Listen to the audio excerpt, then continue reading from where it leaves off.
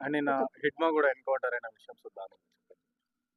Naxalism తెలియకుండా చేస్తామని చెప్పేసి హిడ్మాన్ కూడా ఎన్కౌంటర్ చేసిన పరిస్థితి నిన్న వాళ్ళ దంపతులను ఏం చెప్తారు? కామ్రేడ్ హిడ్మా తన జీవిత సహచరి రాజే అండ్ నిన్న హిడ్మా కూడా ఎన్కౌంటర్ అయిన విషయం చూద్దాం. నక్సలిజం తెలియకుండా చేస్తామని చెప్పేసి హిడ్మాన్ కూడా ఎన్కౌంటర్ చేసిన పరిస్థితి నిన్న వాళ్ళ దంపతులను ఏం చెప్తారు? కామ్రేడ్ హిడ్మా తన జీవిత సహచరి రాజే ఇద్దరికి అరుణోదయం నుంచి వినమ్రంగా విప్లవజోహాలు తెలియజేస్తా ఉన్నాను. చాలా బాధాకరం. ఎందుకంటే మేము టీవీలో చూసిందే న్యూస్.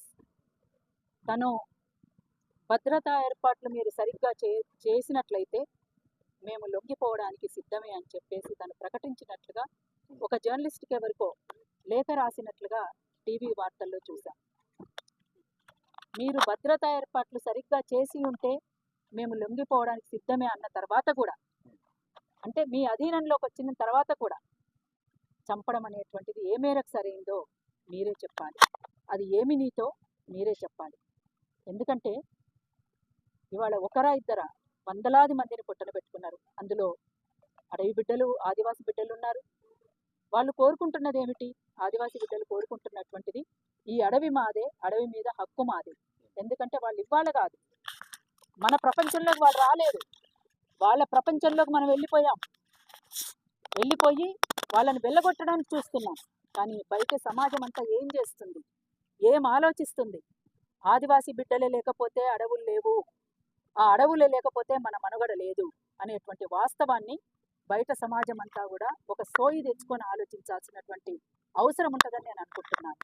అంతేకాకుండా తుపాకులు ఎవరి చేతుల్లో ఉన్నా కూడా విధ్వంసమే కదా. ఒకరి చేతుల్లో ఉండాలి, ఇంకొకరి చేతుల్లో ఉండకూడదు అనేటువంటిది మీరు అంటున్నారు కనుక అది నా మాట కాదు, మీ మాటగానే తెలియజేస్తున్నాను. తుపాకులు కొద్దిమంది వీళ్ళ చేతుల్లో మాత్రమే ఉండాలి, వాళ్ళ చేతుల్లో ఉండకూడదు అంటున్నప్పుడు, తుపాకీ అనేది ఎవరి చేతుల్లో ఉన్న విధ్వంసం అనుకుంటున్నప్పుడు ఎవరి చేతుల్లో కూడా ఉండడానికి వీల్లేదు. విధ్వంసమే కదా, తుపాకీ అంటే విధ్వంసమే.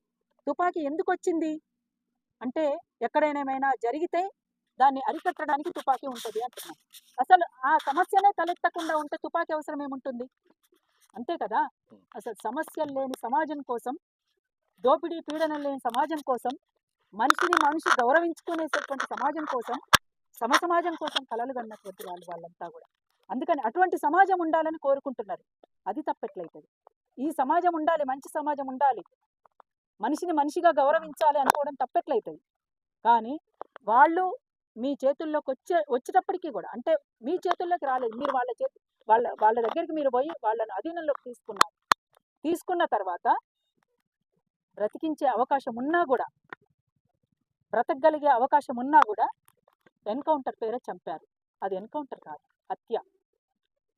ఈ హత్యలు చేసే హక్కు మనకి ఎవరిచ్చిండ్రండి? ఒక మనిషి ప్రాణం పోయడం చాలా కష్టం, తీయడం పెద్ద విషయం కాదు. కానీ హత్యలు చేయడం ఎవరి నైజం? ఒక్క మాటలో అనుకోవాలంటే హత్యలు చేయడం ఎవరి నైజం?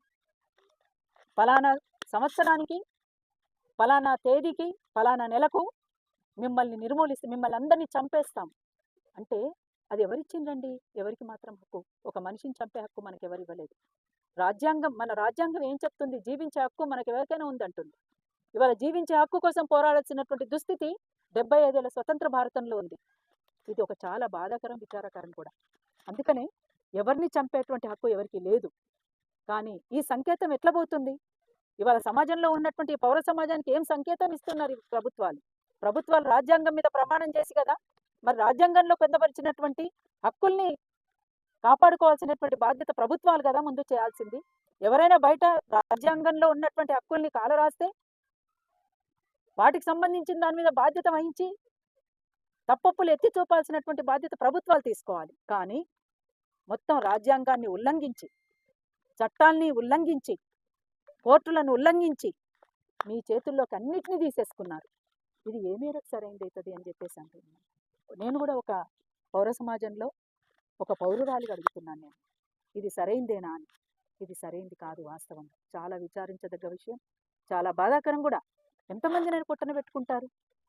మీరు నిజంగా అణిచివేతలు లేని సమాజం, దోపిడీ పీడన లేని సమాజం, కుల వివక్షత, మత వివక్షత లేని సమాజం, ఏమీ లేనటువంటి మంచి సమాజాన్ని మీరు నిర్మిస్తే అసలు ఇట్లాంటి సమస్యలు ఉత్పన్నం కావు కదా.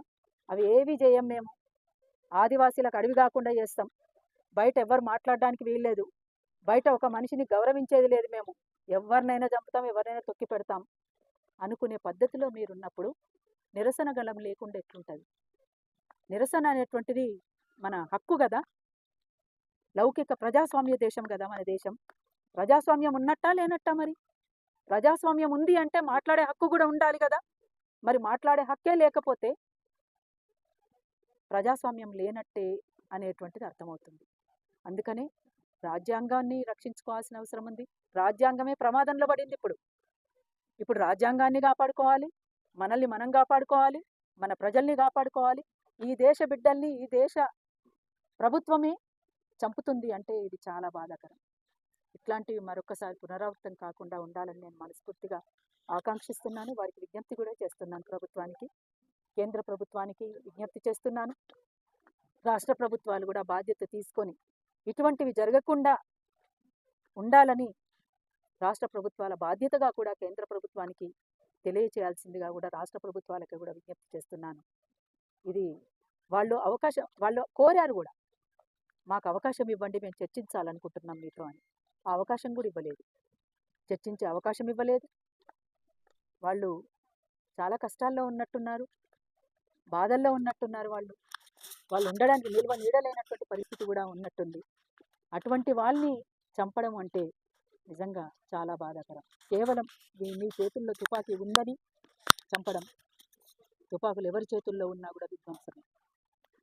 మీరు అన్నట్టు ఇంతకుముందే చెప్పాను, వాళ్ళ చేతుల్లో ఉన్నాయి, వాళ్ళ చేతుల్లో కాదు ఉండాల్సింది, వీళ్ళ చేతుల్లో అని. ఎవరి చేతుల్లోనూ ఉండాల్సిన అవసరం లేదు. తుపాకీ విధ్వంసం కదా, తుపాకీ ఎక్కడున్న విధ్వంసమే. అటువంటప్పుడు అది కూడా ఆలోచించాలి. అందుకనే కేంద్ర రాష్ట్ర ప్రభుత్వాలకు ఒక విజ్ఞప్తి చేస్తున్నాను. నేను ఒక సాంస్కృతిక కార్యకర్తగా, ఒక ప్రజా ఉద్యమకారిణిగా ఇప్పటికైనా ఈ మారణ హోమాన్ని, మానవ హననాన్ని ఆపి వాళ్లను మాట్లాడే అవకాశం ఇవ్వండి అని చెప్పేసి కోరుతున్నాను.